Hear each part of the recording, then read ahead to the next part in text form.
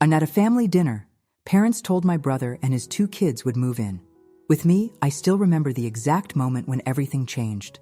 We were sitting around my parents' dining table, the same oak monstrosity that had witnessed 2 decades of family dinners, holiday gatherings, and countless arguments. The remains of Mom's pot roast lay scattered across our plates, and Dad had just poured his second glass of Merlot. That's when they dropped the bomb. "Riley," my mother began, her voice taking on that sickly sweet tone she used when she wanted something. "You know, Tyler and Megan have been going through a rough patch since that investment fell through." I nodded mechanically, pushing a chunk of carrot around my plate. Rough patch was the understatement of the century. My brother had convinced Megan to sell their perfectly good house, a charming 3-bedroom in a decent school district, to sink every penny into some cryptocurrency venture that had subsequently imploded. Now they were facing financial ruin with twin 8-year-olds and nowhere to live. "Well," my father chimed in, setting down his wine glass with a definitive clink, "we've been talking, and we think we've found the perfect solution." Something in his tone made my stomach clench. I looked up to find 4 pairs of eyes fixed on me, my parents, Tyler's, and Megan's, all gleaming with an expectation that made my blood run cold. "Your house has those 3 spare bedrooms," my mother continued, "and you're just rattling around in there all by yourself." Rattling around. As if the home I'd worked 60-hour weeks for 5 years to afford was somehow excessive for a single woman. As if the space I'd carefully curated, my sanctuary after long days managing a department of 20 people, was going to waste simply because it didn't contain a husband or children. "We thought Tyler, Megan, and the twins could move in with you," Dad said, as if announcing they'd solved world hunger. "Just until they get back on their feet." Tyler didn't meet my eyes. Megan stared at her plate. The twins, Emma and Ethan, were in the living room, the sounds of whatever iPad game they were playing drifting in through the doorway. "How long would that be, exactly?" I asked, struggling to keep my voice level. My mother waved her hand dismissively. "Oh, not long. 6 months? A year at most. A year."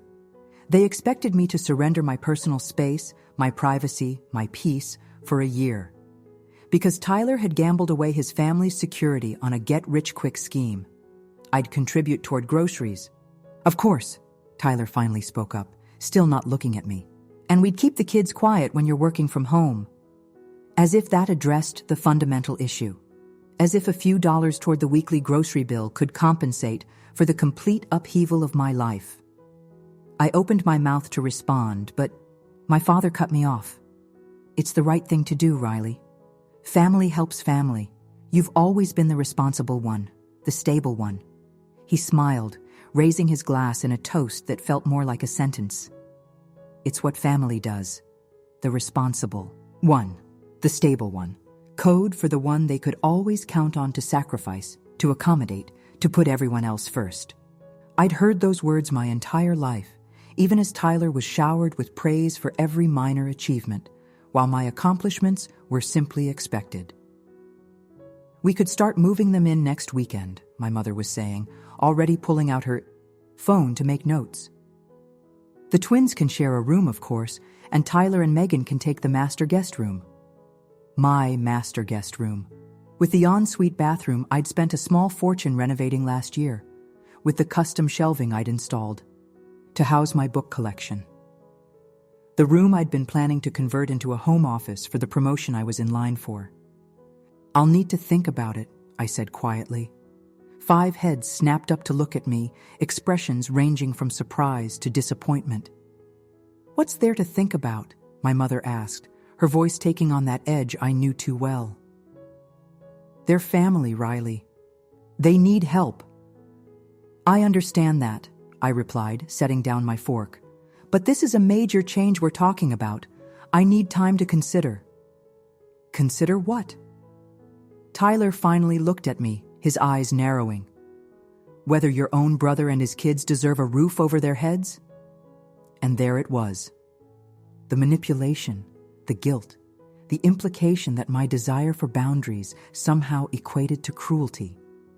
That's not what I meant, I began. You've always had everything come easy to you, Tyler continued, his voice rising. Your perfect grades, your perfect job, your perfect house. Some of us have had to take risks to get ahead. I stared at him, momentarily speechless. Everything come easy? I'd worked through college while he'd partied on Dad's dime. I'd started at the bottom of my company and clawed my way up while he'd bounced between jobs, always quitting when things got too stressful.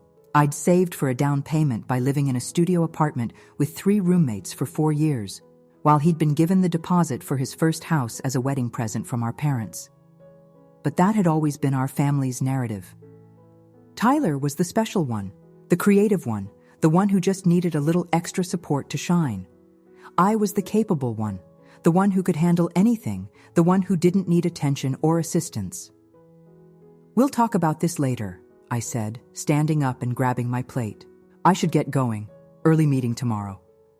As I scraped my half-eaten dinner into the trash, I could hear the conversation continue in the dining room, my parents already planning which furniture would need to be moved to accommodate Tyler's family. They hadn't even waited for my answer. They simply assumed I would comply, as I always had. I slipped out without saying proper goodbyes, the evening air cool against my flushed cheeks as I walked to my car. Once inside, I sat in silence for a long moment, my hands gripping the steering wheel until my knuckles turned white.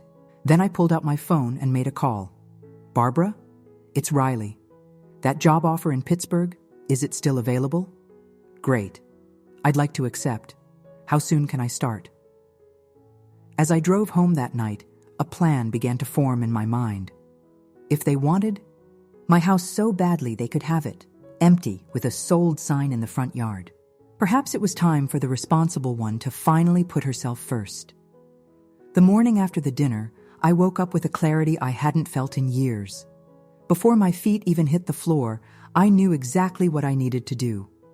I'd spent too long being the family safety net, the responsible daughter who could be counted on to sacrifice her own needs whenever Tyler created another crisis. I'd been telling myself I stayed in this city for my career, for the home I'd built, for the life I'd established. But the truth was simpler and more painful. I'd stayed for them.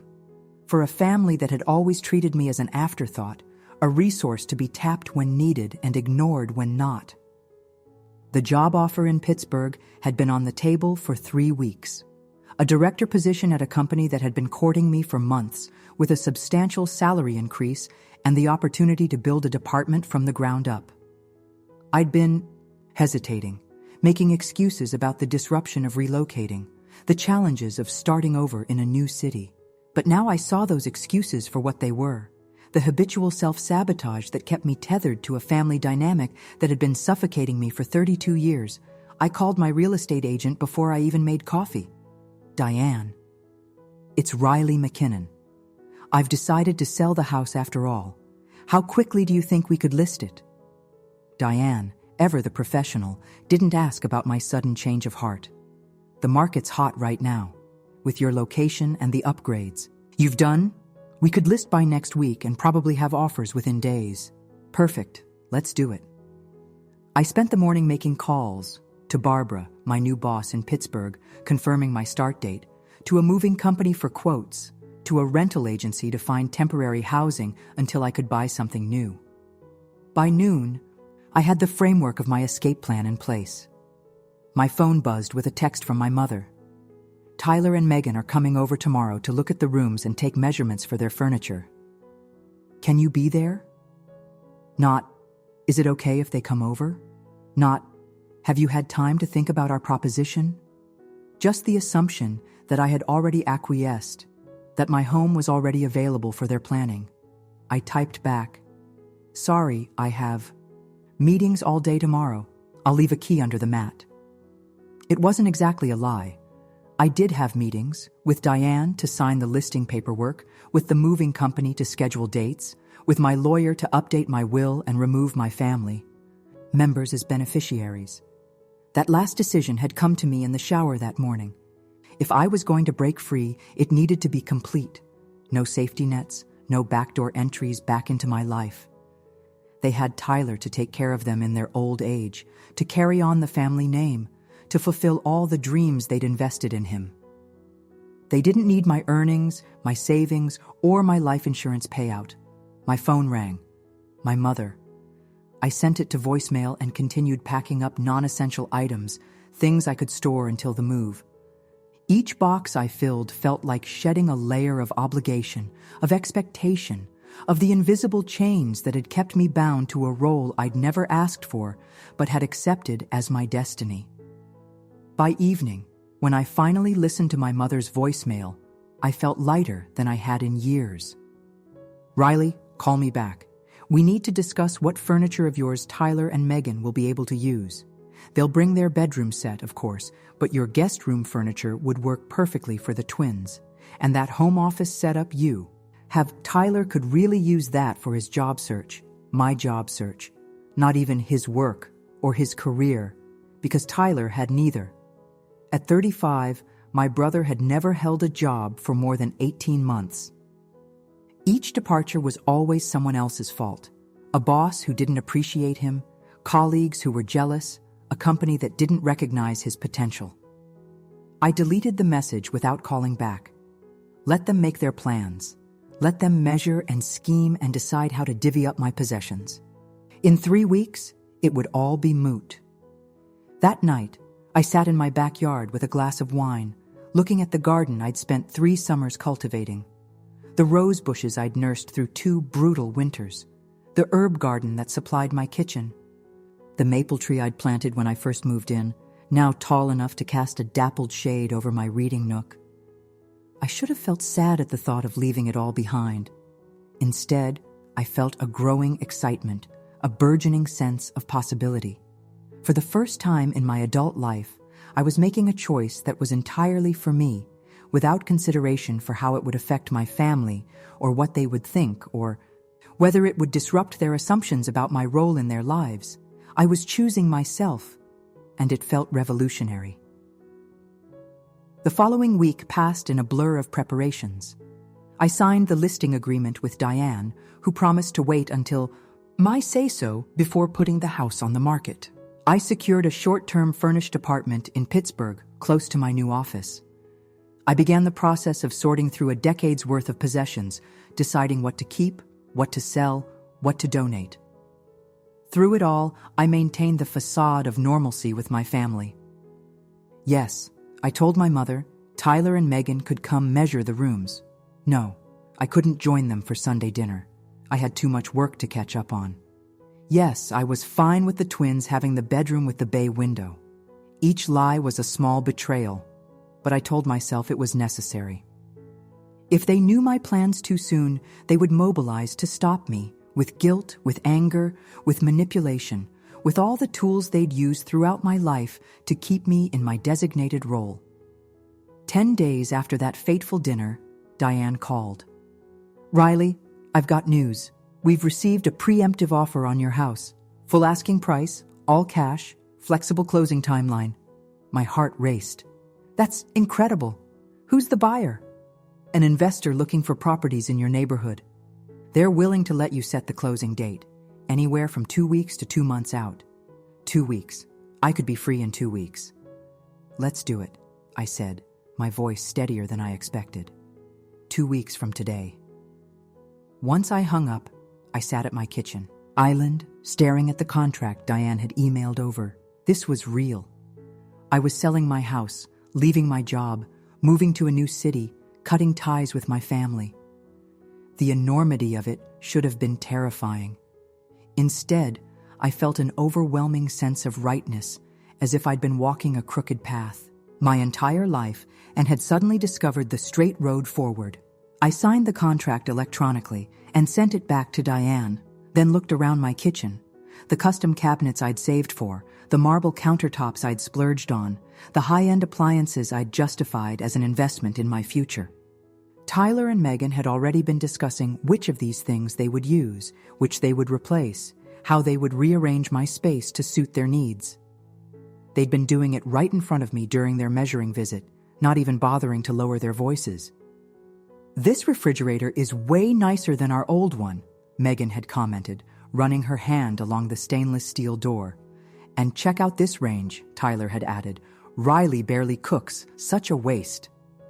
I'd smiled tightly and excused myself to make a work call, locking myself in my bedroom while they continued their inventory of my possessions. Now, looking at the signed contract, I allowed myself a moment of vindictive pleasure, imagining their faces when they realized none of it would be theirs, when they understood that their safety net had finally decided to close up shop. My phone buzzed with a text from my father. "Your mother and I have been discussing, and we think it makes sense for us to help Tyler and Megan with the moving expenses. Can you chip in? They're thinking of renting a truck on the 15th. The 15th. 3 days after my closing date, 3 days after the house would belong to someone else. I texted back, "Let me check my finances and get back to you." Another small lie in service of the larger truth that I was done being the family resource, the responsible daughter, the stable one who could always be counted on to solve everyone else's problems. In 2 weeks, I would be gone, and they would finally have to face the consequences of their choices, and mine. The pieces fell into place with a precision that felt almost predestined. The buyer's inspection revealed only minor issues, which I agreed to repair. My new apartment in Pittsburgh was confirmed with a move-in date 3 days before my house closing. The moving company was scheduled. My resignation letter was submitted and accepted with reluctant good wishes from my current boss. Through it all, I maintained the charade with my family. Yes, I told my mother, I'd cleared out the garage so Tyler could store some boxes there ahead of the move. No, I explained to my father, I couldn't contribute to the moving expenses after all. I had some unexpected bills come up. Yes, I assured Megan, the twins could bring their bunk beds. There was plenty of space in the bedroom. Each conversation felt like speaking lines in a play, a performance that would soon reach its final act. In my more introspective moments, I questioned whether I was being unnecessarily dramatic, whether I could have simply told them no, set boundaries, insisted on my right to my own space. But deep down, I knew the truth. This wasn't just about the house or about Tyler and Megan moving in. This was about 32 years of being the afterthought, the reliable backdrop to Tyler's main character energy. This was about parents who had always seen my accomplishments as expected while celebrating his mediocrity as exceptional. This was about a lifetime of swallowing my needs to accommodate his wants. When Diane called to tell me we were clear to close, that the money would be in my account that afternoon, I felt a surge of emotion so intense I had to sit down. "Congratulations, Riley," she said warmly. "Are you excited about your fresh start?" "More than I can express," I replied honestly. The movers came the next day. I'd arranged for them to pack and transport only the items I wanted to keep: my clothes, my books, my personal mementos, my most treasured pieces of furniture. The rest would be left behind, to be dealt with by the new owners however they saw fit. As I watched my life being loaded into a truck, I received a text from Tyler. "Just checking. We're still good for the 15th, right?" Dad and I rented the truck. I looked at the message for a long moment, then put my phone away without responding. He would find out soon enough. That night, my last in the empty house, I slept on an air mattress in what had once been my bedroom. The echoing rooms felt like a metaphor for the hollowness of the relationships I was leaving behind, spaces that had once been filled with the trappings of connection but had never contained the substance of true familial love. In the morning, I took one final walk through each room, saying a silent goodbye, not just to the house, but to the version of myself who had lived here. The dutiful daughter, the reliable sister, the family fixer. She had served her purpose, but it was time for her to evolve into someone who put her own oxygen mask on first. I locked the door behind me, dropped the keys in the lockbox for the new owners, and drove away without looking back. 3 days later, settled into my temporary apartment in Pittsburgh, I finally turned my phone back on. It immediately exploded. With notifications, 27 missed calls, 43 text messages, 19 voicemails. I scrolled through the texts first. Riley, we're outside. Where are you? Tyler. Your neighbors say someone else bought the house. Call me immediately. Mom. What the hell, Riley? Answer your phone. Tyler. This isn't funny. The twins are crying. Where are we supposed to go? Megan. I cannot believe you would do this to your own family. Your father is beside himself. Mom. We've always known you were selfish, but this is beyond anything we could have imagined. Dad, the voicemails. Were variations on the same themes: shock, outrage, accusations, guilt-tripping. Not one message asked if I was okay. Not one expressed concern for my well-being or curiosity about my decision. It was all about them, their inconvenience, their feelings, their shattered plans. The last text from my mother was the most revealing. How? Could you do this to your brother? After everything we've done for you? Everything they'd done for me. As if providing the basic necessities of childhood was an extraordinary gift that required a lifetime of gratitude and servitude. As if loving me in their conditional, expectation-laden way was something I should spend my life repaying. I composed a single message and sent it to all of them. I've accepted a job in Pittsburgh and relocated. I'm safe and well. My house has been sold. I wish you all the best in finding alternative arrangements. Then I blocked their numbers, deleted my social media accounts, and emailed a change of address to the few friends and colleagues I wanted to maintain contact with. That evening, sitting on the balcony of my new apartment, watching the unfamiliar cityscape as twilight descended, I felt an emotion I couldn't immediately identify. It wasn't happiness exactly, nor relief, though both were present. It was something deeper, more fundamental. It was freedom. The freedom to define myself outside the narrow confines of familial expectation. The freedom to build a life based on my own desires rather than others' demands. The freedom to be something other than the responsible one, the stable one, the dependable backdrop to someone else's story. For the first time in my adult life, perhaps for the first time ever, I was the protagonist of my own narrative.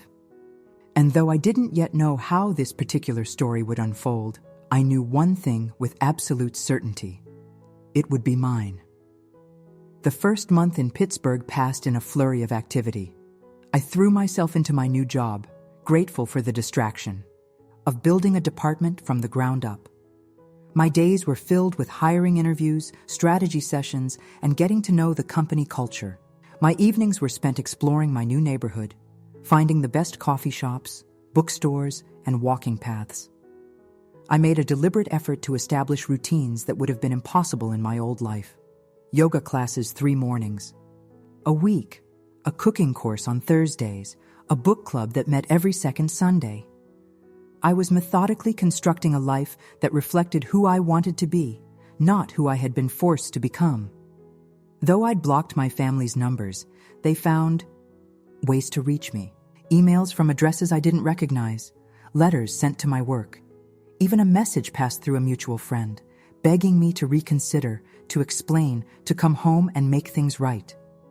I deleted the emails, returned the letters unopened, gently, but firmly told the friend that I wasn't interested in being a go-between. "But they're your family," she'd protested. "Don't you think you owe them at least an explanation?" "I think I've spent my entire life explaining myself to them," I'd replied, "and I'm done." 6 weeks after my move, I was having dinner at a restaurant near my apartment when my phone rang with an unfamiliar number. Normally, I would have let it go to voicemail, but I was expecting a call from a potential hire, so I answered. "Riley?" "It's Aunt Carol, my mother's sister, the family member I'd been closest to as a child before she'd moved to Florida and we'd gradually lost touch. I hadn't spoken to her in years, and I wasn't on her Christmas card list. This had to be a coordinated effort. "Aunt Carol," I said neutrally. "This is a surprise. I know, honey. I'm sorry to ambush you like this. Your mom called me absolutely beside herself. She said you'd disappeared, sold your house, cut off all contact. That's a rather dramatic interpretation of events, I replied, signaling to the waiter for the check. I moved for a job opportunity. I informed them of this. After the fact, she said gently. You have to admit, Riley, this isn't like you. Everyone's worried. Everyone's inconvenienced, I corrected. There's a difference. There was a pause, and when she spoke again, her voice had lost some of its artificial warmth. Your brother and his family have had to move in with your parents. It's very cramped. The twins are sharing a room the size of a closet. That's unfortunate, I said, keeping my voice even.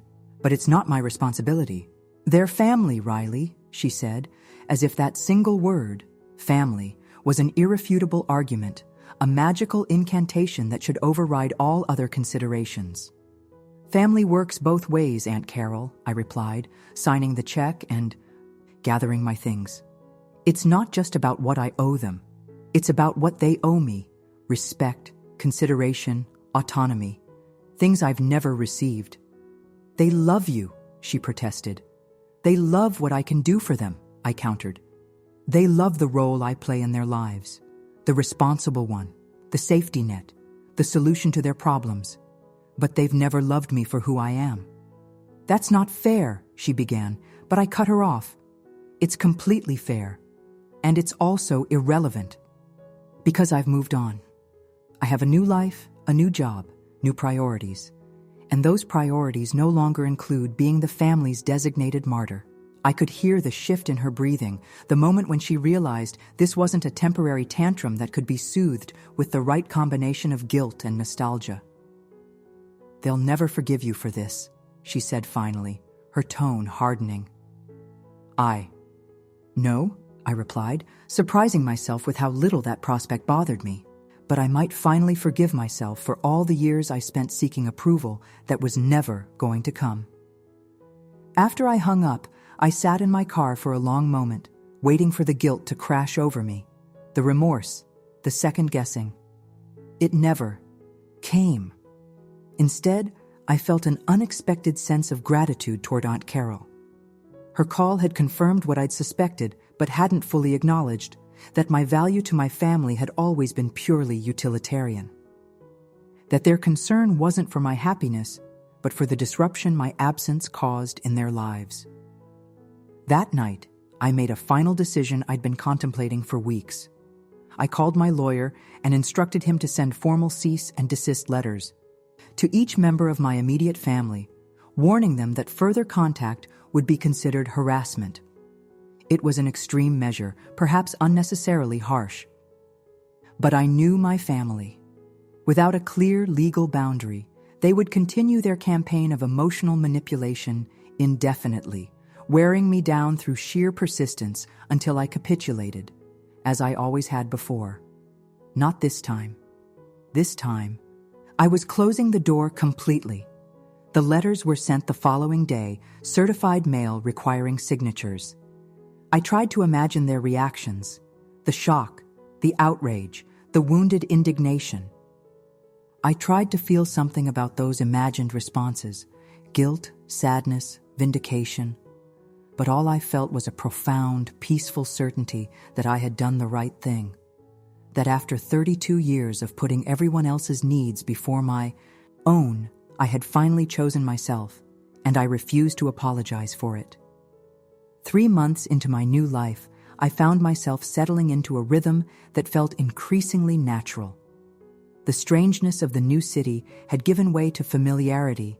I had favorite cafes, regular jogging routes, even the beginnings of friendships with colleagues and neighbors. My new department was taking shape, with a team that respected my leadership and shared my vision. For the first time in my adult life, I was experiencing what it felt like to exist without the constant undercurrent of familial obligation. The perpetual awareness that at any moment I might be called upon to drop everything and solve someone else's crisis. The cease and desist letters had been effective. No more calls from unknown numbers, no more emails from suspicious addresses, no more messages passed through mutual friends. The silence was absolute and absolutely liberating. I began house hunting, ready to put down roots in this city that had offered me not just a career opportunity, but a chance at reinvention. I found myself drawn to properties nothing like my old house. Small, modern apartments with views of the city, rather than sprawling suburban homes with extra bedrooms that might tempt visiting family members to overstay their welcome. I settled on a 6th-floor corner unit in a renovated warehouse building with exposed brick walls, industrial-style windows, and a balcony overlooking the river. It was nothing like the traditional colonial I'd left behind. It was better. It was mine, chosen without consideration for anyone's preferences but my own. The day I signed the closing papers, I felt a brief, unexpected pang of something like grief. Not for the family I'd left behind, but for the years I'd spent trying to earn their approval, the energy I'd wasted seeking validation that was never going to come, the opportunities I'd missed because I'd been too busy being the responsible one, the reliable one, the one who could always be counted on to sacrifice. That evening, sitting on my new balcony with a glass of wine, watching the sunset over the Pittsburgh skyline, I allowed myself to wonder how they were doing. My parents, Tyler, Megan, the twins. Had they found a more permanent solution than cramming into my parents' house? Had Tyler managed to find a job? Were the twins adjusting to their new school? The questions arose without the familiar accompaniment of anxiety, without the automatic assumption that their problems were mine to solve. I could wonder about their welfare with the detached concern one might feel for characters in a book, interested in the outcome but not responsible for it. My phone chimed with a text notification. Barbara, my boss, confirming our dinner plans for the following evening. I replied with a suggestion for a new restaurant I'd discovered, then paused, struck by the simple normalcy of the exchange. This was my life now. Colleagues who became friends, dinner plans made without checking if someone else might need. Me, weekend activities chosen based on my preferences alone. It wasn't that I'd become selfish exactly. It was that I'd finally recognized the difference between selfishness and self-preservation, between healthy boundaries and callous disregard, between being responsible for myself and being responsible for everyone else. 6 months after my move, I received a letter forwarded through my lawyer. I recognized my mother's handwriting on the envelope and hesitated before opening it. Inside was a single sheet of paper filled with her familiar slanted script. Riley, I hope this letter finds you well. Your father and I have respected your wishes for no contact, though it has been the hardest thing we've ever done. I'm writing not to ask you to come back or to change your mind, but simply to update you on family matters in case you wish to know. Tyler has found a job at last, a management position at a retail chain. He and Megan have moved into an apartment, small but adequate for their needs. The twins are adjusting well to their new school. Your father had a minor health scare, high blood pressure requiring medication, but is doing better now. I've taken on more hours at the gift shop to help with expenses. We miss you, of course. The holidays were difficult without you, but we're managing. If you ever change your mind, if you ever want to reconnect, we would welcome you with open arms and no recriminations. Your absence has made us realize how much we took you for granted, how little we acknowledged all you did for the family. I won't expect a response to this letter. I just wanted you to know that we're okay and that we hope you are, too.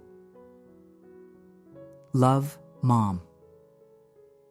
I read the letter twice, searching for the hidden guilt trip, the subtle manipulation, the veiled accusation. But for once, my mother's words seemed straightforward, even sincere. They were managing without me. Of course they were. Humans are remarkably adaptable creatures, capable of finding new equilibriums when old ones are disrupted.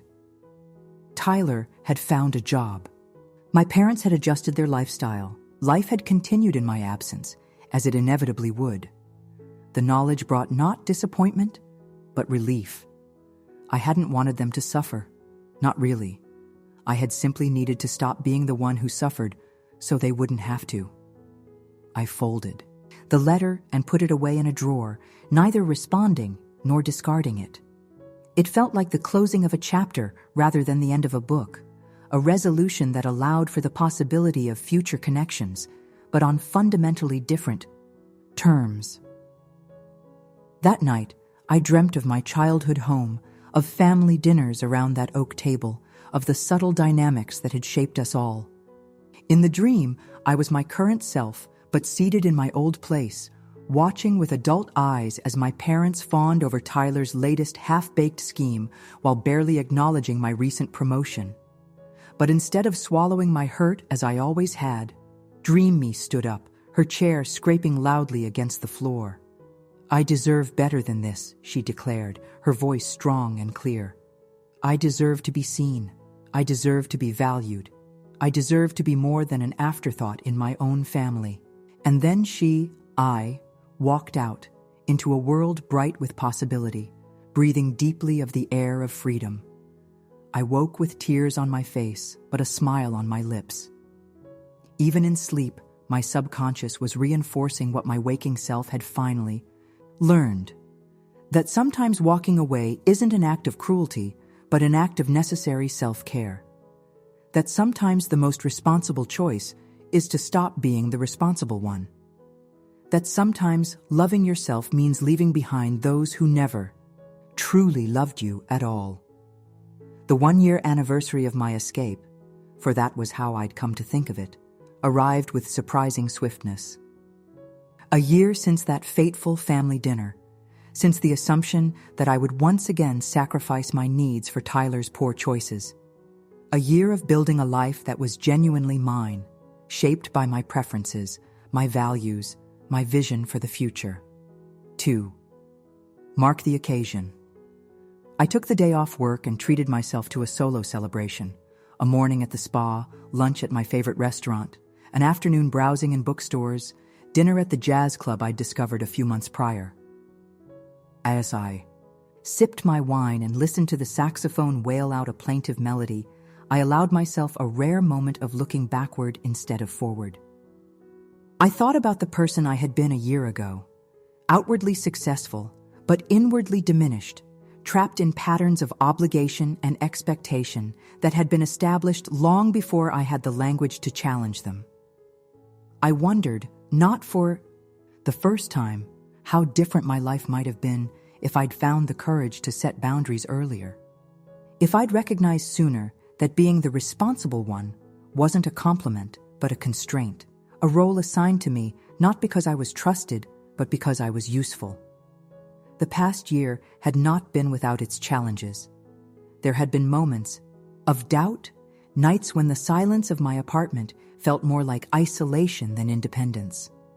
There had been holidays spent with new friends rather than family, birthdays marked with colleagues rather than siblings, milestones celebrated without the people who had known me longest.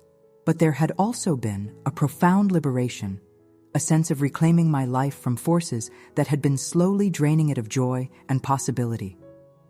There had been the quiet pleasure of making decisions based solely on what I wanted, not on what would cause the least disruption to others. There had been the gradual realization that the guilt I'd expected to haunt me had never materialized, or if it had been so faint as to be easily dismissed. I'd kept my mother's letter, reading it occasionally as a reminder that my departure had forced a reckoning that might never have come otherwise. That in leaving, I had perhaps done more to change the family dynamic than I ever could have by staying and continuing to enable it. 2 weeks after my 1-year anniversary, a package arrived at my office. The return address was unfamiliar, but the handwriting was unmistakably Megan's, flowery and precise, with those distinctive looping G's. Inside was a small wooden box, exquisitely crafted, with a hinged lid that opened to reveal a collection of photographs. Me as a child with gap-toothed smiles, as a teenager receiving academic awards, as a young adult at my college graduation. Beneath the photos was a handwritten note. Riley, Tyler doesn't know I'm sending this. I found these photos when we were moving out of your parents' house. They're downsizing to a condo and thought you might want them. I owe you an apology. When everything fell apart with that stupid investment, I was so focused on my own panic and the twins' stability that I never stopped to consider what we were asking of you.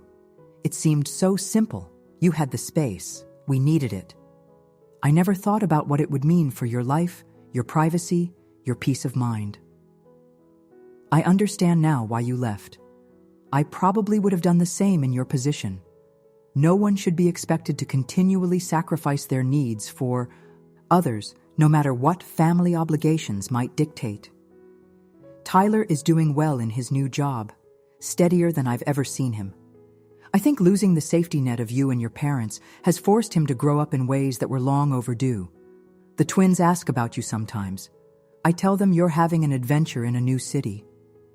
I don't expect a response, and I'll respect your wish for no contact. I just wanted you to have these memories, and to know that at least one person in the family understands your choice, even if they don't like it. Be well, Megan. I ran my fingers over the photos, these fragments of a life I'd left behind. There I was at 10, proudly holding up a science fair ribbon. At 16, sitting on the hood of my first car, a beat-up Honda I'd saved for by babysitting and mowing lawns. At 22, shaking hands with the dean as I received my business degree, summa cum laude. What struck me was how alone I looked in so many of the images, not physically.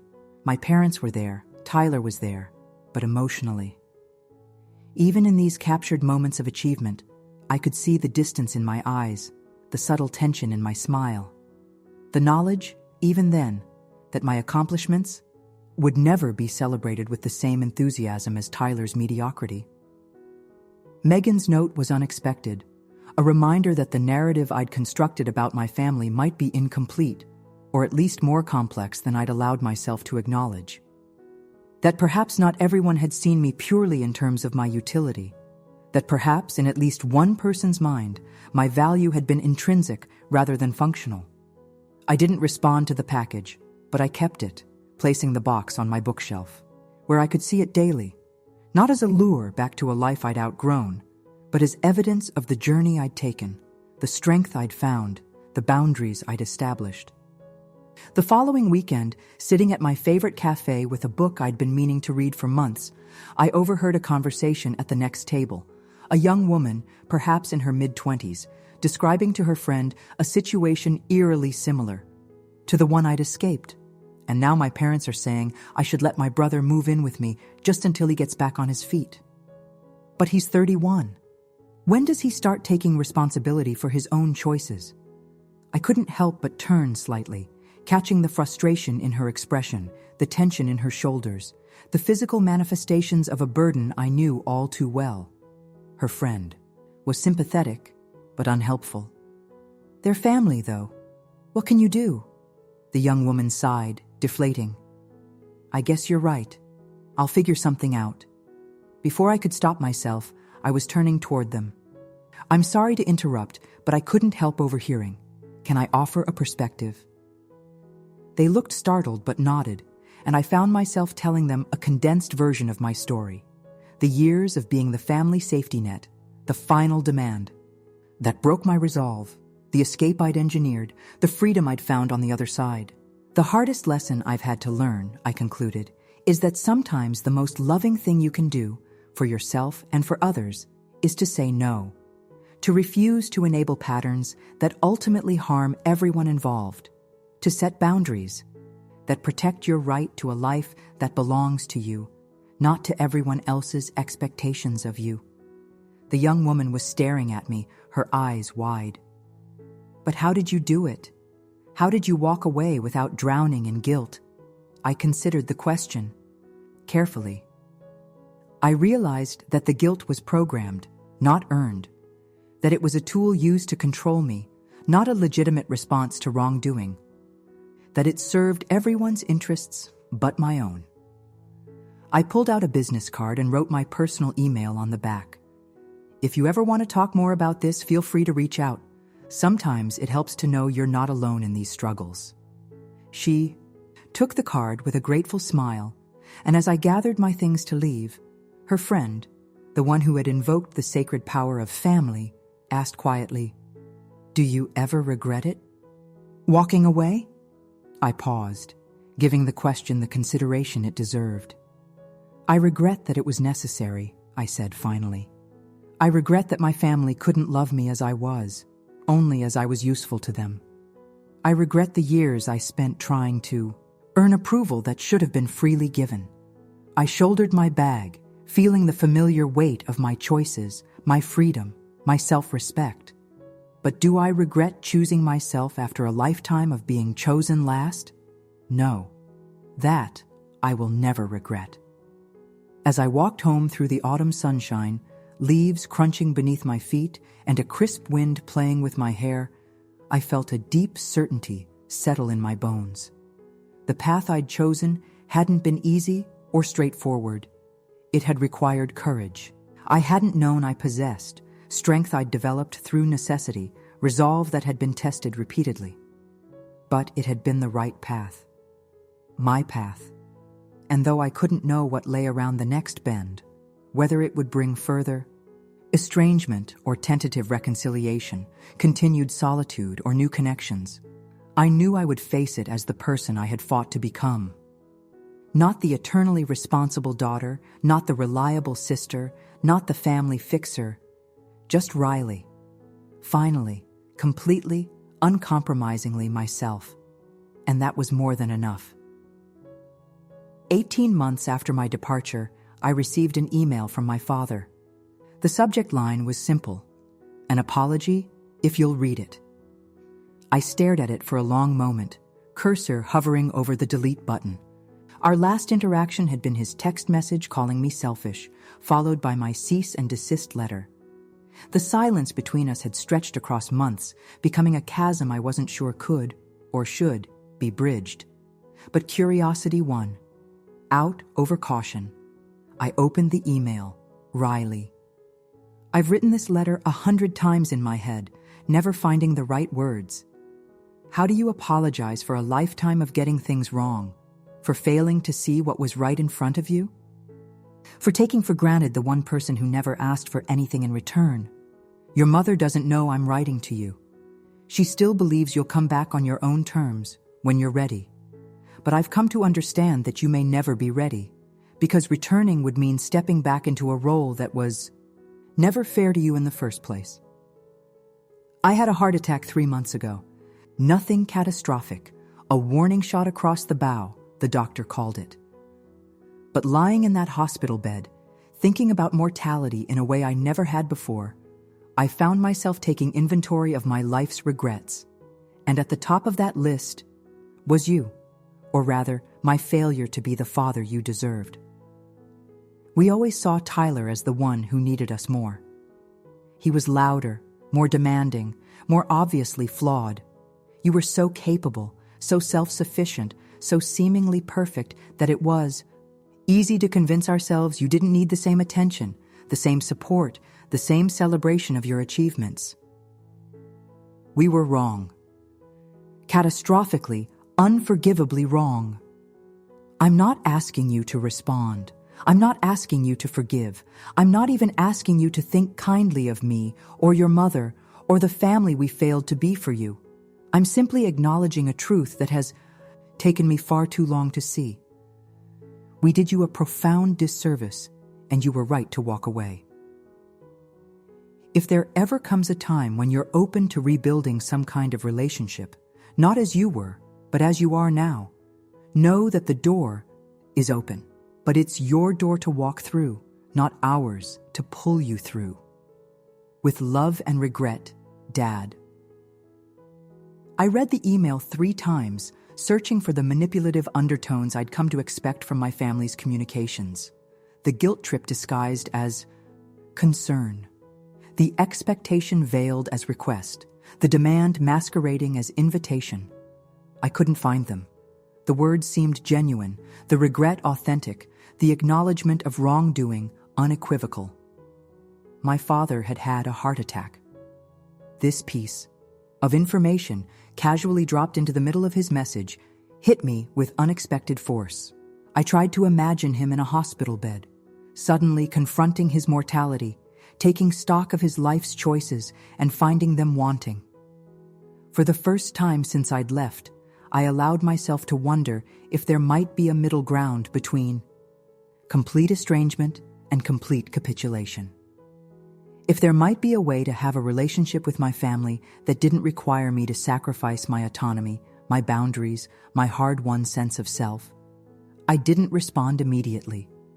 Instead, I forwarded the email to my therapist, a relationship I'd begun 6 months after my move, when I'd realized that breaking free from toxic patterns required more than physical distance, and asked for her perspective. Her response was measured, as always. This seems like a sincere apology that acknowledges the harm done without making demands. But the question isn't whether his apology is genuine. It's whether you want any form of relationship with your father going forward, and if so, on what terms. Did I want a relationship with my father? With any of them? I'd been so focused on establishing my independence, on proving I could exist without them, that I hadn't given much thought to what might come after. Whether, once the dust settled and the wounds began to heal, there might be something worth salvaging from the wreckage of our family. After a week of reflection, I composed a careful reply. Dad, thank you for your email. I'm sorry to hear about your heart attack and hope you're recovering well. I appreciate your apology. It means a great deal to hear you acknowledge the dynamics that led to my departure. I'm not ready for regular contact or family reunions. The wounds are still healing, and the trust that was broken will take time to rebuild, if it can be rebuilt at all. But I'm open to occasional email communication as a first step toward whatever our relationship might become in the future. Take care of your health, Riley Short. Direct, honest. A crack in the door rather than flinging it wide open, but a crack nonetheless. His response came within hours. Riley, thank you for responding. Your willingness to consider even limited communication means more than I can express. I understand and respect your boundaries. Occasional emails on your terms are more than I dared hope for. I won't burden you with family news unless you ask for it. Instead, I thought I might share something I've been doing since my health scare. I've taken up painting, a hobby I abandoned decades ago for reasons I can't even remember now. It's been humbling to be a beginner again at my age, but there's something deeply satisfying about creating something, however imperfect. If you're comfortable sharing, I'd be interested to know what your life in Pittsburgh is like now. Only what you're willing to tell. With gratitude, Dad. And so began a cautious, measured reconnection, one email at a time, one carefully revealed piece of our separate lives at a time. I told him about my promotion at work, about the weekend, hiking club I'd joined, about the pottery class where I'd discovered a latent talent for creating slightly lopsided bowls. He told me about his painting, about the cardiac rehabilitation program that was forcing him to exercise for the first time in 20 years, about the community college course in art history he'd enrolled in. We didn't discuss my mother or Tyler, or Megan, or the twins. We didn't revisit the past, either to accuse or defend. We simply began the slow process of getting to know each other as the people we had become.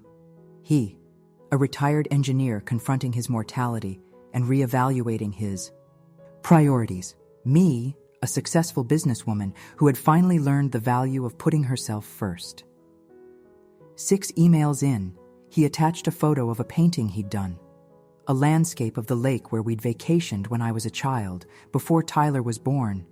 When I'd been the center of my parents' world for those brief, golden years, it wasn't technically accomplished, but there was a sensitivity to it, an emotional quality that surprised me. I've been thinking a lot about those summers at the lake, he wrote.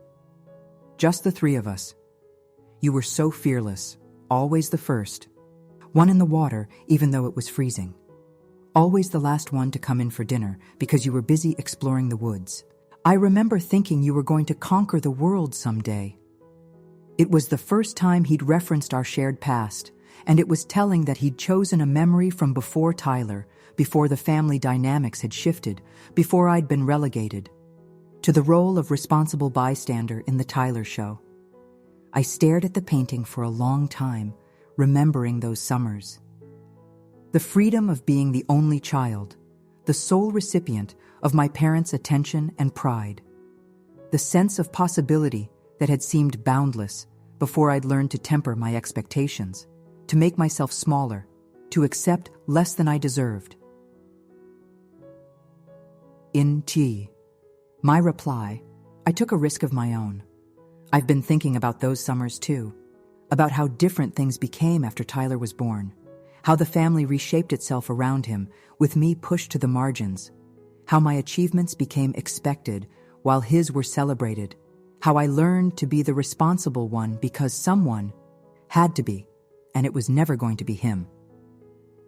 I don't blame you and Mom entirely. Family dynamics are complex, and I played my part in perpetuating them. But I need you to understand that when I left, it wasn't a tantrum or an overreaction to a single request.